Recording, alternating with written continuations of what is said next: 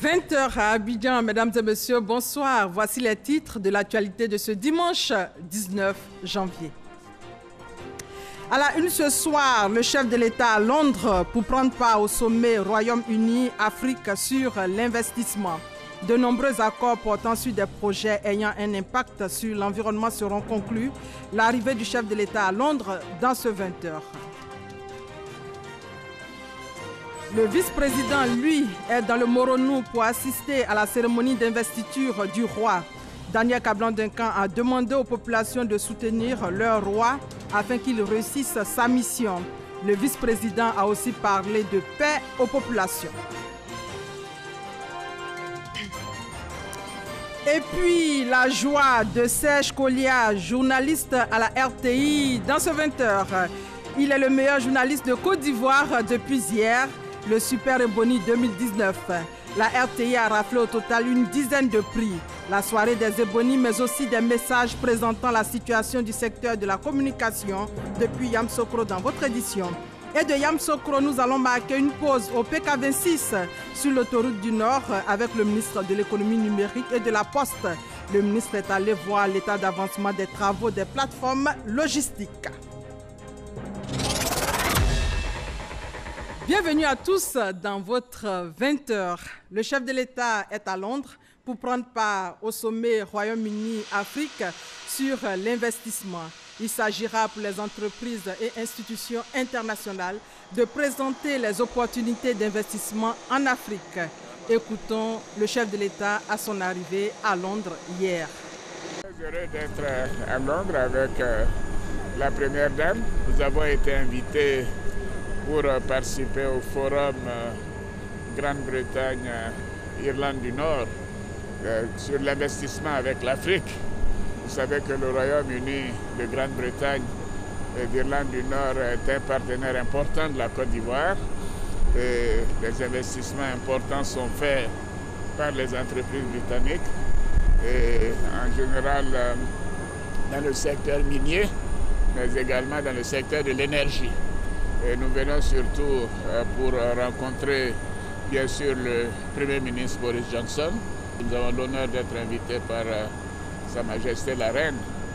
Et nous aurons à rencontrer de nombreuses entreprises pour leur dire que la Côte d'Ivoire est un pays en pleine expansion, un pays en paix, un pays où le taux de croissance est parmi les meilleurs au monde et qu'il y a des opportunités d'investissement. Et ceci, nous voulons mettre l'accent sur l'industrialisation et sur l'environnement. Je sais que ce sont des secteurs qui tiennent beaucoup au Premier ministre Boris Johnson. Nous aurons l'occasion de le rencontrer et lui demander de dire aux entreprises de son pays, du Royaume, que la Côte d'Ivoire est un marché ouvert et un marché attractif. Nous remercions les autorités pour les dispositions qui sont prises pour notre accueil. Et bien évidemment, nous sommes très heureux d'être de nouveau ici. Nous étions là déjà en 2012 pour l'ouverture des Jeux Olympiques à l'invitation de Sa Majesté la Reine. Voilà, c'était le président Alassane Ouattara depuis Londres. Le président Alassane Ouattara aura plusieurs activités sur place. Le chef de l'État a reçu ce soir à Londres une délégation de la Banque européenne pour la construction et l'investissement BERD. Elle était conduite par son président. Les dirigeants de la BERD ont un projet l'ouverture d'un bureau en Côte d'Ivoire en raison des performances économiques du pays. Le chef de l'État a eu un entretien avec l'ancien Premier ministre britannique, Tony Blair, qui est à la tête de l'Institut Tony Blair pour le changement mondial, dont l'objectif est de faire la promotion de la mondialisation en aidant les pays à relever les défis de celle-ci pour le bonheur des populations. Et nous y reviendrons largement dans nos prochaines éditions. Le roi du Moronou a été investi hier en présence du vice-président. Daniel Kablan-Duncan a demandé aux populations de soutenir leur roi afin qu'il réussisse sa mission. Le reportage de Herman Niamien, notre correspondant à Bongouano. C'est tout le royaume Morofoué qui est aujourd'hui en liesse. Après plus de 2 siècles d'attente, le Moronou a désormais un roi. Intronisé en mai 2019, Nana Eura Tewa a été investi ce jour par Nana Kwaku Kwaou le patient III, chef de canton de Niablé représentant le roi de l'Indénié. depuis la disparition tragique de Nana Dangui Kpaï. Il a fallu attendre presque 240 ans avant de pouvoir restaurer le royaume du Moronou. Et je crois que c'est une très bonne chose. Nous sommes tous heureux d'avoir pu restaurer ce royaume historiquement puissant et fort. Moment de réjouissance populaire, mais également de retour à la normalité, les 10 tribus Agni qui composent le royaume du Moronou avaient à leur côté des représentants des royaumes frères de l'Indéni Guablin, des Baoulés et des Brons, ainsi que de plusieurs autorités du pays. Nana Eura Tewa, aujourd'hui, nous venons de placer en tes mains la destinée de tout le peuple du Moronou, mais également celle de toutes les communautés vivantes ici dans le royaume du Moronou. À cet instant précis, je voudrais simplement te rappeler que le roi, encore plus que le chef, doit toujours être patient, attentif, à l'écoute des membres de sa communauté. Le roi doit œuvrer à la cohésion sociale, à l'entente cordiale entre les communautés, à la consolidation de la paix sociale. Parrain de cette cérémonie, le vice-président de la République, Daniel Kablan-Duncan, s'est réjoui de la cohésion retrouvée au sein du royaume qui permet aujourd'hui au Moronou d'avoir un guide. Je voudrais en conséquence inviter tout le peuple du Moronou à demeurer unis autour du nouveau roi, Nana Ewa Tewa, et surtout à regarder tous dans la même direction, celle de la consolidation et du rayonnement de votre royaume. Daniel Kablan-Duncan s'est également prononcé sur l'actualité sociopolitique qui cristallise toutes les attentions en ce moment en Côte d'Ivoire. À quelques mois de la grande échéance électorale pour notre pays, il est nécessaire et urgent de faire de la paix une priorité de tous les instants, afin de parer à toute éventualité. C'est dès maintenant que nous devons toutes et tous mettre un point d'honneur à désarmer nos cœurs. Après avoir rappelé aussi les nombreuses actions de l'État en faveur de la région du Moronou, le vice-président a informé les populations que le président Alassane Ouattara sera dans cette région pour une visite d'État dans le courant du mois de mars prochain. Et le roi, il faut le rappeler, a été investi en mai 2019. Nous vous proposons quelques réactions des populations et personnalités sur place à Moronou. C'est au micro d'Eman Niamien. Après de très nombreuses années d'attente, de recherche, de conciliation, nous avons enfin réussi à réparer une injustice que le sort a fait à cette région, c'est-à-dire en restaurant la royauté du Moronou. C'est un sentiment de fierté parce que nous avions besoin de cet instrument pour consolider l'unité de cette région. Un instrument au-delà des partis politiques, un instrument au-dessus de toute considération partisane. Et je crois que la personnalité du nouveau roi nous permet d'inspirer. Nous sommes très heureux parce qu'aujourd'hui c'est le couronnement de notre royaume. Et nous ne faisons que dire merci à Dieu et féliciter le roi.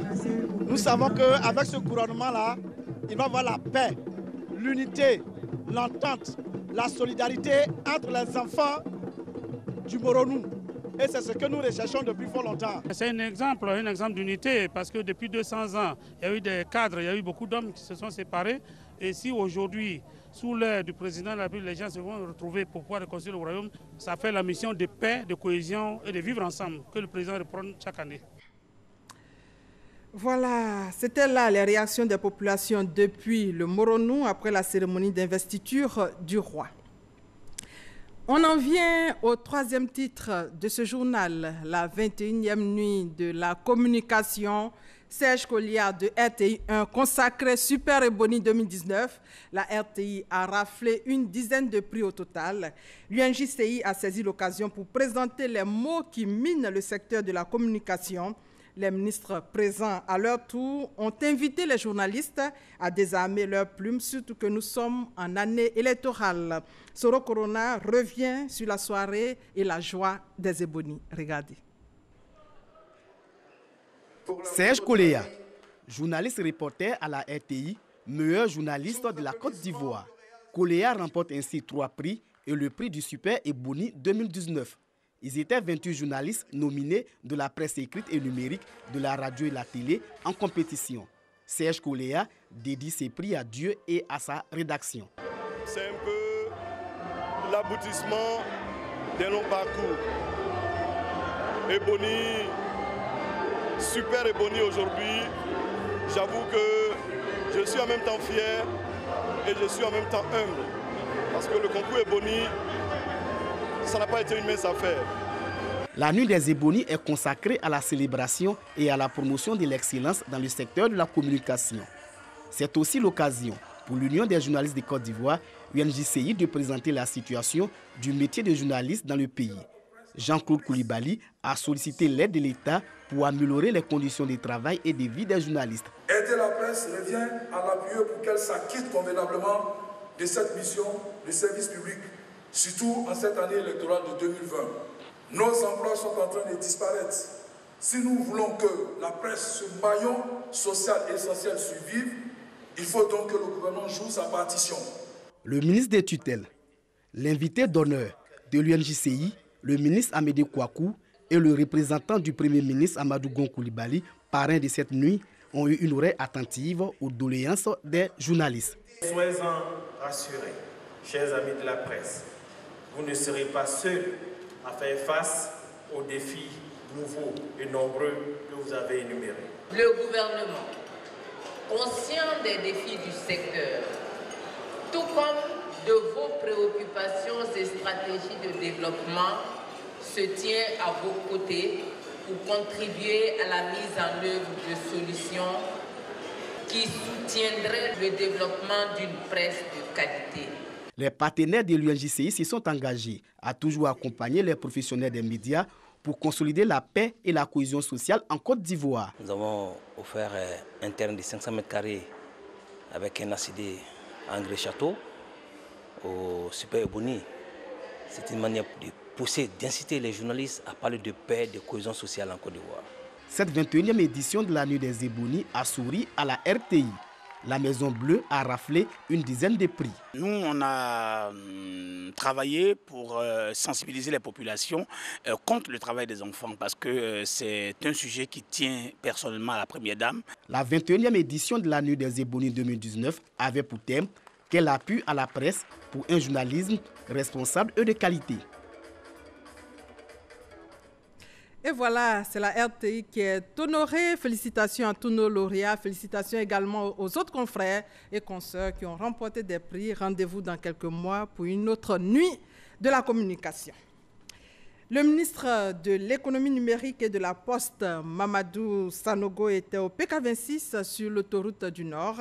Il s'agissait pour lui de voir l'état d'avancement des travaux du projet de plateforme logistique destiné à promouvoir les produits postaux. On fait le point avec Lansine Bakayoko.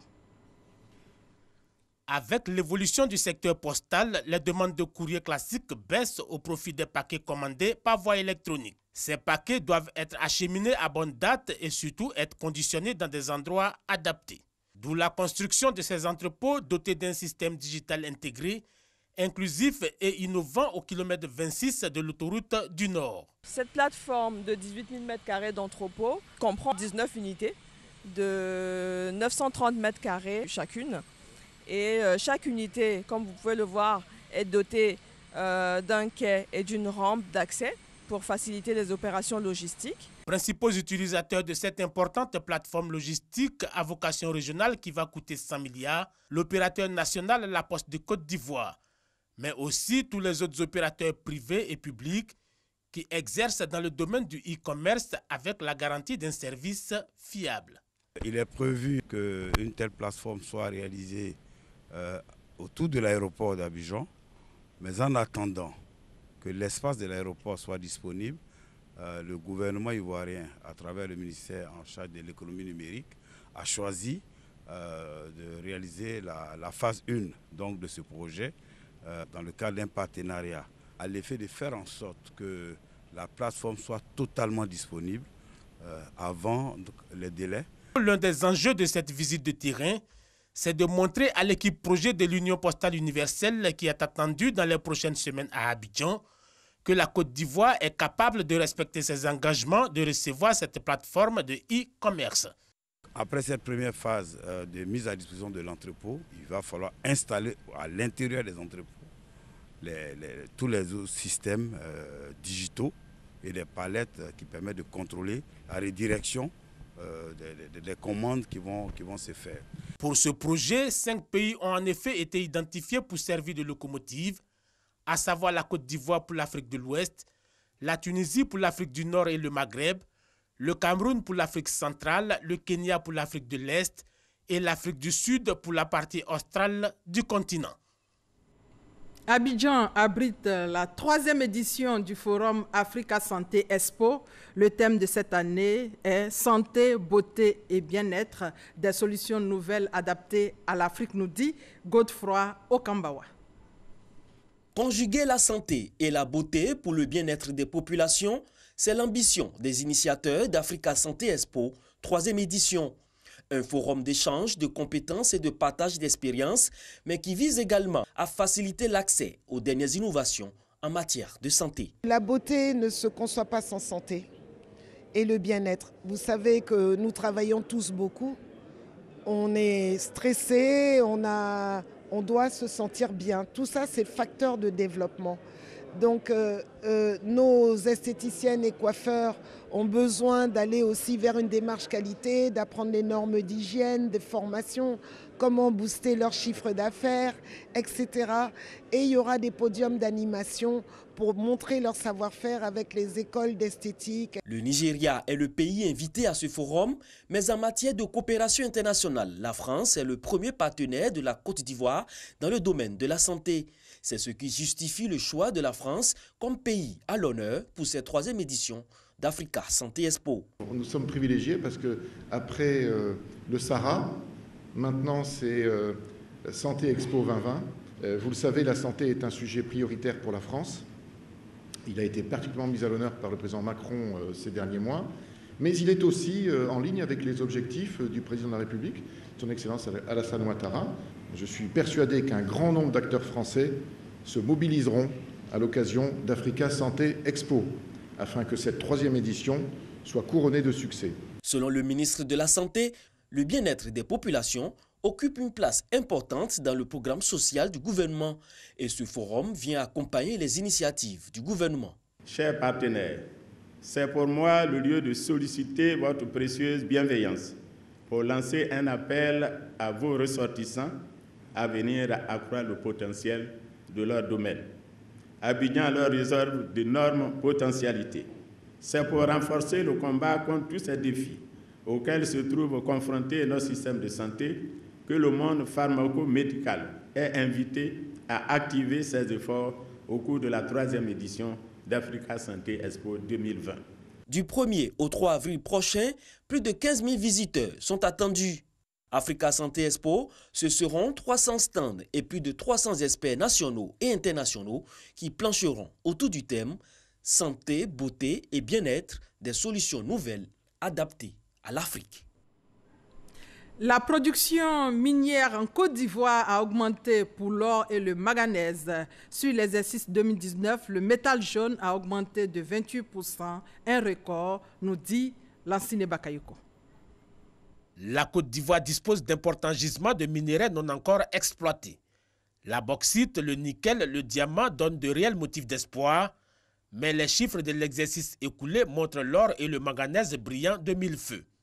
Au 31 décembre 2019, la production d'or de notre pays, qui était de 24 tonnes 6 à la fin 2018, est passée à 32 tonnes 478.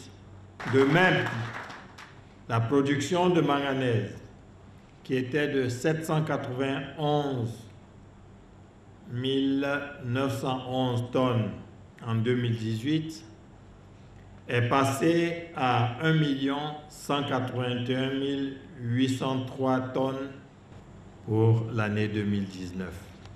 Ces résultats sont le fruit des réformes, à savoir la mise en place d'une meilleure gouvernance dans le secteur, la garantie aux opérateurs privés d'une meilleure rentabilité de l'exploitation minière. Soyez-en assurés, La lutte contre l'orpaillage illicite ne connaîtra aucun répit tant que le dernier site illégal n'aura pas été démantelé.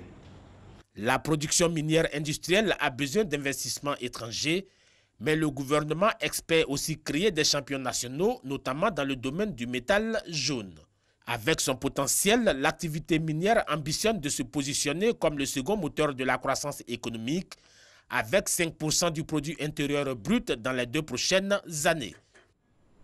Au chapitre politique, le président de l'Assemblée nationale a rencontré les populations du Nord à San Pedro. Amadou Soumaoro a rassuré les populations sur les élections de cette année. Le point avec Sam Kona. La place Ado, prise d'assaut par les militants du RHDP et même par des sympathisants émerveillés par les actions de développement du président de la République Alassane Ouattara à San Pedro, Tabou et Sassandra. Ils sont donc venus témoigner leur reconnaissance au chef de l'État à travers cette mobilisation. Le président de l'Assemblée nationale, Amadou Soumaoro, très ému par cet accueil, a remercié les militants du RHDP et toute la population de la région de San Pedro. Pour Amadou Soumaoro, si le président Alassane Ouattara a pu réaliser tous ses projets, c'est grâce à la paix et à son dynamisme. Il demande donc à la population tout entière de ne pas commettre d'erreur en octobre 2020 lors des présidentielles. La Côte d'Ivoire d'aujourd'hui ressemble au gros porteur, la A380. Cet avion, on ne peut pas le confier à des apprentis pilotes. Car aux Ivoiriens, si nous confions la A380 Côte d'Ivoire à un pilote non expérimenté, que de turbulences, que Dieu nous épargne. Le message est entendu 5 sur 5 à San Pedro. San Pedro, après la mort d'Houphouët-Boigny, jusqu'à la section du président Alassane Ouattara à la magistrature suprême en Côte d'Ivoire, avait commencé à se demander si nous n'étions pas une région oubliée.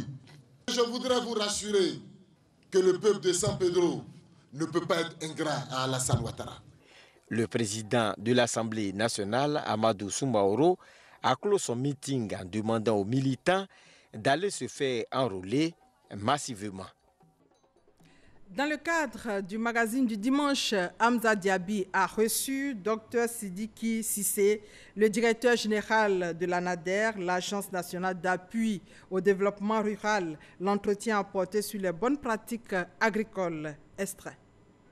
Le conseil agricole s'entend surtout le transfert de technologies depuis les techniciens de la recherche et les techniciens de la vulgarisation que nous sommes vers les exploitants agricoles pour leur permettre de résoudre un problème qu'ils ont dans leur exploitation. Aujourd'hui, le conseil s'attend aussi, le champ d'investigation du conseil s'est élargi avec tous les nouveaux défis que nous avons ici à relever. Et le champ d'action du conseil a été maintenant étendu au changement climatique. L'information sur l'approche du changement climatique devient un élément important. L'information sur comment est-ce que nous allons lutter contre les pestes et toutes les parasites qui travaillent, qui détruisent nos plantations, c'est important aussi. Et le conseil agricole est perçu aussi comme étant une démarche entre l'exploitant agricole et le technicien pour lui apprendre à changer ses habitudes et acquérir un savoir-faire dans ce qu'il doit faire pour pouvoir non seulement augmenter sa production, mais aussi résoudre les problèmes qu'il a au niveau. Donc, le champ du conseil agricole est très vaste. Aujourd'hui, nous sommes arrivés au stade que si nous ne prenons pas en compte les questions qui sont liées, par exemple, à la lutte contre les pandémies dans le milieu rural. On dit que l'ANADER ne fait pas de la santé. Oui, l'ANADER ne fait pas de la santé. Mais l'ANADER a le devoir de donner la bonne information aux exploitants agricoles sur les dangers qu'ils courent avec les différentes maladies que nous avons aujourd'hui. Voilà, docteur Sidiki Cissé, directeur général de l'ANADER, l'Agence nationale d'appui au développement rural, invité du magazine du dimanche. Et nous sommes justement dimanche et nous allons parler religion. Le diocèse de Yopougon enregistre 4 nouveaux prêtres. Ces nouveaux prêtres ont pris l'engagement de servir le Christ dans la paix et dans l'amour du prochain. Reportage, Grace Kando, notre spécialiste maison. Le clergé ivoirien s'agrandit. 4 diacres du diocèse de Yopougon ont été ordonnés prêtres ce samedi par l'ordinaire du lieu, Monseigneur Jean-Salomon Lesoutier. Ces nouveaux ministres du Christ ont été formés pendant 9 ans, dont 3 années de philosophie, 4 années au grand séminaire et 2 années de stage en paroisse. Ils auront pour mission de gouverner, sanctifier et enseigner le peuple de Dieu à travers les sacrements. Je compte exercer mon ministère sacerdotal d'abord dans les pas du Christ, celui-là même qui m'a appelé par pure miséricorde. Qu'il fasse de moi un prêtre selon son cœur. J'aurai toujours recours à la Vierge Marie, qui est notre mère, et demander l'assistance toujours perpétuelle du Seigneur Jésus-Christ. Sans ces personnes-là, avec les saints du ciel, je ne pourrai jamais réussir cette mission que le Seigneur m'a donnée. Nous ne pouvons exercer ce ministère sans l'aide des uns et des autres. C'est pour eux que nous sommes devenus prêtres. Et nous espérons pouvoir toujours compter sur leur bénédiction, pouvoir toujours compter sur leur soutien. L'évêque de Yopougon, Monseigneur Jean-Salomon Lesoutier, dit attendre beaucoup de ces nouveaux prêtres. L'Église attend de ces prêtres qu'ils accomplissent leur mission de salut auprès de la population avec tous les moyens qu'elle met à leur disposition. 2 sont déjà majors de leur promotion, tous les diocèses réunis. Ça veut dire que ce sont des jeunes gens qui sont travailleurs. Avec l'ordination de ces nouveaux prêtres, le diocèse de Yopougon compte désormais 240 prêtres, dont 188 en activité dans les paroisses. Les 48 autres sont aux études pour le renforcement de leurs capacités. Les guides religieux de 32 pays d'Afrique s'engagent à promouvoir un islam de paix, de tolérance, de cohésion et d'amour. Ils sont réunis à Fès, au Maroc, pour réfléchir sur la question. Le reportage complet de Konepa Gassoro qui nous revient du Maroc dans nos prochaines éditions. Le tour de l'actualité dans le monde au pas de course, c'est le 7 sur 7 et c'est avec Walter Amadou.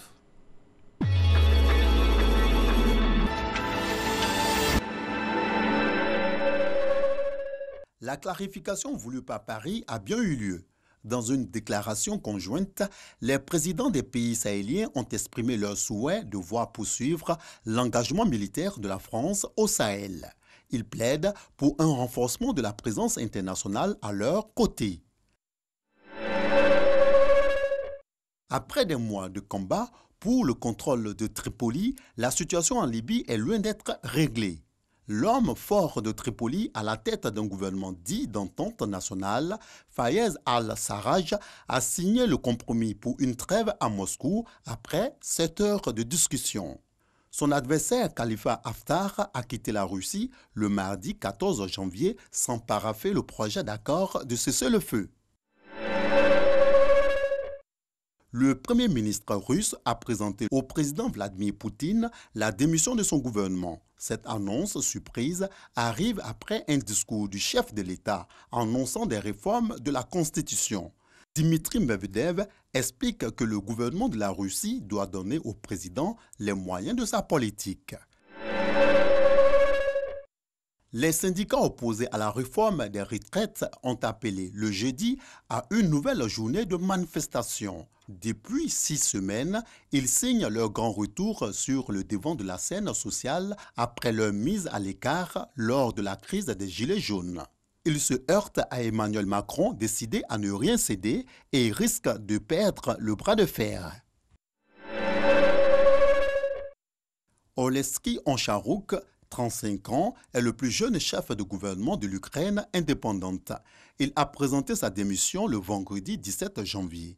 Il lui est reproché des déclarations désobligeantes à l'encontre du président qui manquerait, selon lui, de connaissances économiques de base. Sa démission n'est pas encore acceptée par le président. Le sommet sur la lutte contre les faux médicaments a pris fin le samedi 18 janvier au Togo. Denis Sassou Nguesso a pris part à ce rendez-vous. Convaincu que les faux médicaments ont gagné le marché, son ministre de la Santé s'est proposé d'intégrer un système pour détecter et surveiller les médicaments contrefaits. Les objectifs de la conférence de Berlin sont clairs. Cette rencontre sur la paix en Libye qui se tient ce dimanche 19 janvier à Berlin sous l'égide de l'ONU s'ouvre dans un contexte difficile et un accord semble peu probable après l'échec des discussions tenues en Russie. Tous les grands acteurs internationaux de cette crise seront présents à Berlin. Rappelons pour terminer que le président est à Londres. Il a reçu ce soir à Londres une délégation de la Banque européenne pour la construction et l'investissement. Elle était conduite par son président. Les dirigeants de la banque ont en projet l'ouverture d'un bureau en Côte d'Ivoire en raison des performances économiques du pays. Le chef de l'État a eu aussi un entretien avec l'ancien Premier ministre britannique Tony Blair, qui est à la tête de l'Institut Tony Blair pour le changement mondial, dont l'objectif est de faire la promotion de la mondialisation en aidant les pays à relever les défis pour le bonheur des populations. Et voilà, c'est la fin de ce 20h. Merci à toute l'équipe qui m'a aidé à préparer cette édition. Adama Kone, Michel Mambo, Maria Talangba, Ido Georgette et Stéphane Conan. Demain 20h, vous avez rendez-vous avec Fatou Fofana. Moi, je vous dis à bientôt. On se retrouve sur l'émission La Côte d'Ivoire en marche. Bonne soirée à tous.